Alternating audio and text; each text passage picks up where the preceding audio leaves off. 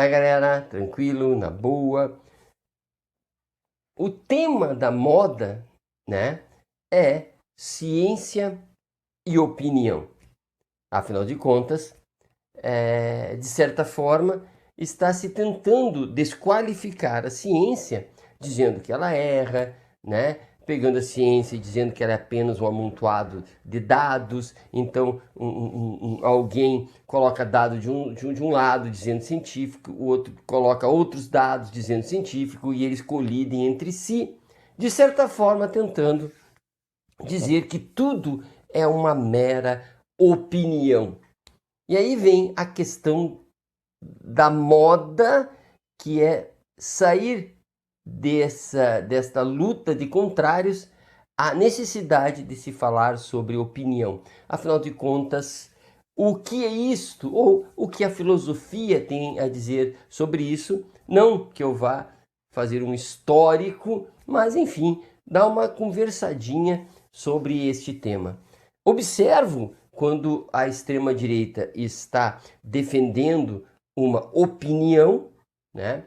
A maneira como ela trata esta opinião é como se essa opinião fosse verdadeira. A pessoa chega a um ponto em que ela te diz, mas é a minha opinião. E aí ela dá sinais de que encerrou-se por aqui.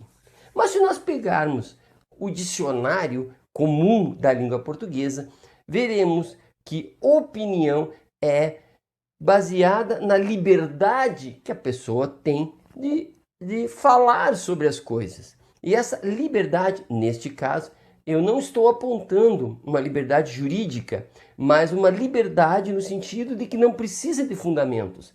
A pessoa é livre para dizer o que quiser sobre as coisas, desde que abdique, né, da realidade, do vínculo entre o que ela diz e a realidade. Se eu quiser dizer que o vermelho é mais bonito que o azul, eu posso dizer desde que, né, me desligue da justificativa que apontam para a beleza do vermelho em relação a outra cor. Se eu quiser dizer que a pedra cai porque ventos a empurram, desde que eu não procure fundamentos para justificar isso, né, estarei livre. Essa é a primeira ideia que se tem oriunda da língua portuguesa do que seria a palavra opinião. Vejam que quando alguém arroga para si o direito de opinar, segundo esta perspectiva, ele estaria também arrogando para si o seu direito de se afastar de justificativas, se afastar da realidade. Não está cometendo crime algum, mas ele está pagando o preço, que é o afastamento das justificativas.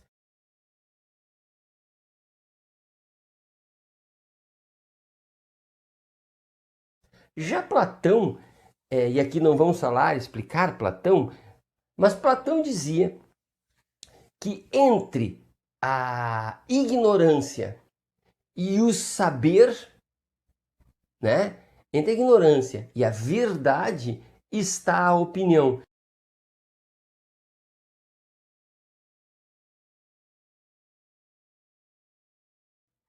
Platão, então, ele aponta para que entre o conhecimento do dia a dia e o saber propriamente dito, a verdade, está a opinião. Ou seja, olha o salto que Platão dá em relação ao primeiro conceito. Platão nos orienta de que só há opinião se nós tivermos algum conhecimento, né? A opinião, portanto, não é a verdade, porque precisa um esforço muito maior, é outro patamar, mas também não é o zero, não é a liberdade pura de dizer o que se quer em qualquer momento. A opinião tem um certo fundamento empírico. A partir daqui eu vou começar a dizer opinião, vou chamar assim, a opinião de boa fé. Vou chamar opinião de boa fé aquela opinião que a pessoa, quando dá a sua opinião, acredita que está falando algum tipo de verdade. Então, a partir de agora, a liberdade, a opinião de boa fé, eu vou entender como aquela que olha para a realidade interpreta a realidade e acaba falando algo sobre a realidade e, portanto, colocando sua subjetividade, colocando o seu desejo, colocando as suas aspirações, né? Mas não é uma viagem, né? A opinião de boa-fé não é a opinião lá do início que eu disse, a liberdade de dizer o que quiser, inclusive não tendo nenhum tipo de justificativa.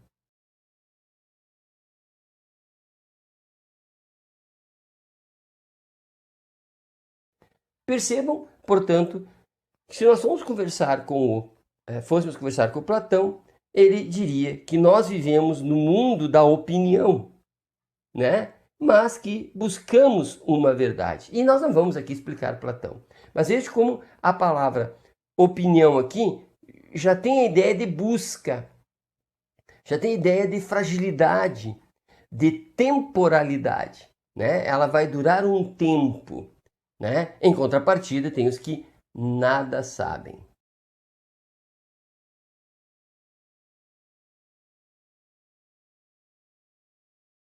A tendência da discussão sobre opinião é não desvinculá-la dos fatos, ou seja, a opinião é opinião sobre algo, algo fático, algo que aconteceu, seja nas ações humanas, seja no aspecto das ciências físicas, né?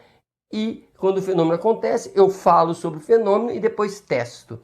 Percebam que é bem diferente lá do início, quando eu falei da opinião em relação ao dicionário. Quando diz opinião, é a liberdade de dizer. E liberdade significaria, né, segundo o dicionário, a liberdade de fundamentos. Então, existe uma opinião do senso comum que não precisa ter fundamento e tem a ideia de uma opinião como uma trajetória, um degrau temporário, frágil, que serve por algum tempo. Ou seja, não é algo flutuando no ar. Percebam que quando alguém puxa o assunto opinião e ciência, eu creio que ele não está se dando conta de que se ele vai aproximar com a ideia de ciência, ele está dizendo que a opinião que ele está falando está baseada em algo. Não é aquela opinião livre, né? Se ele está contrabalançando, ele está pesando junto com a ciência, significa que essa opinião também se baseia em fatos, né? Mas que não foram comprovados ainda. E que a ciência também se baseia em fatos, mas que ela comprova. Percebe? Então, cuidado. Quando tu vais falar sobre opinião, tu ouves alguém falar em opinião, convém nós discernirmos do que se trata. Do que se trata. Se seria da liberdade de dizer o que se quer dizer sem nenhum fundamento, ora, aí sim, é verdade. Pode dizer o que quiser, mas não dá para fazer um link com a ciência. Se eu quero comparar minha opinião com ciência, eu vou dizer que ambas estão baseadas em algo, só que a ciência está num patamar acima, porque ela fez a testagem, porque ela tem justificativa. E se eu estou falando uma opinião, eu estou dizendo, baseado em fatos, que eu estou num patamar ainda que eu preciso testar, porque eu não tenho ainda certeza. É a minha subjetividade que está falando sobre um fenômeno. E a ciência é a exatidão, ou tentativa de exatidão, para falar sobre um fenômeno.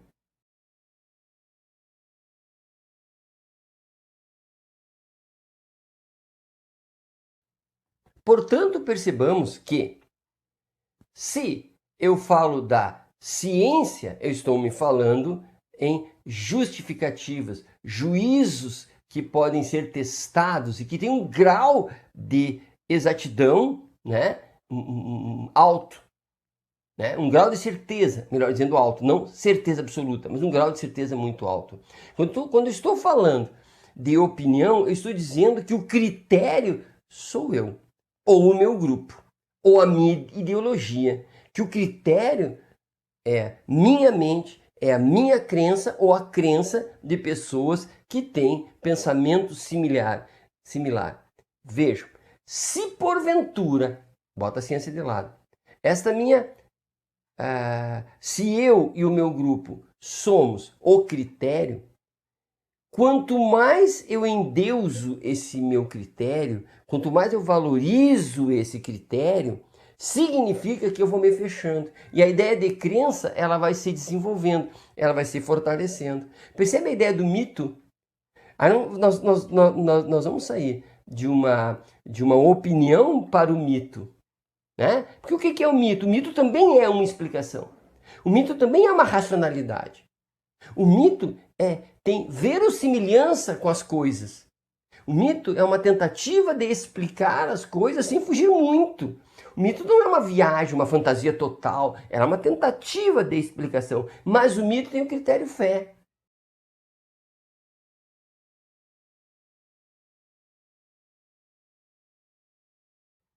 O mito, pense dos gregos e até os mitos de hoje, eles têm uma tentativa não só de explicar, mas tem uma tentativa de explicar, uma explicação geralmente de cunho moral, que tenta convencer e que é uma tentativa pedagógica de convencer, de ensinar, cujo critério de validade é a própria crença nesse mito e que, portanto, afasta a criticidade. Mito e criticidade, eles batem, né? E um precisa excluir o outro. Porque se o mito o mito, na verdade, foi uma tentativa racional de explicar a realidade, mas ele sucumbiu, porque a própria racionalidade trabalha contra o mito.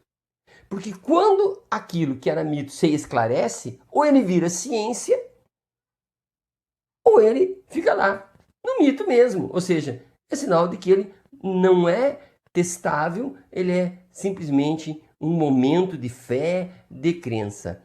O mito na cloroquina, o mito de que tem um cidadão que vai levar o Brasil para mundos melhores, para situações fantásticas, né? Esses mitos que, quando são questionados, são energicamente defendidos, né? Provam de que a crença, ou melhor dizendo, sim, a crença, o mito não gostam, não permitem que sejam criticados.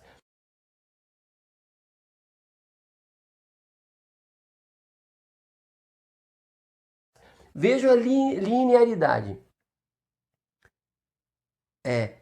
A opinião enquanto liberdade de não precisar de justificativa, portanto, não há o que se questionar, né? Depois nós vamos à ideia de opinião como algum vínculo com a realidade, seja alguém falando sobre fenômeno que está acontecendo, que aconteceu, e que, portanto, tende a buscar uma justificativa, tende a ser discutido e que, portanto, tende a sair da opinião para uma atitude científica.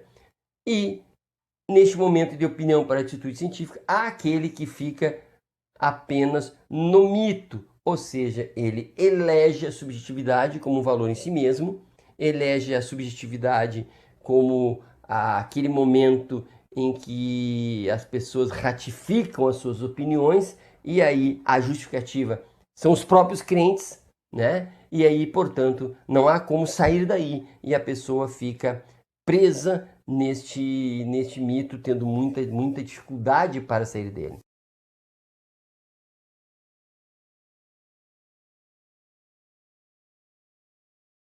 Encerrando, portanto, agora quando alguém falar em opinião, é preciso que a gente fique atento para que percebamos, insistindo. Se ela está falando uma opinião livre, sem vínculo nenhum com nada, sem realidade nenhuma, ela não pode comparar com ciência.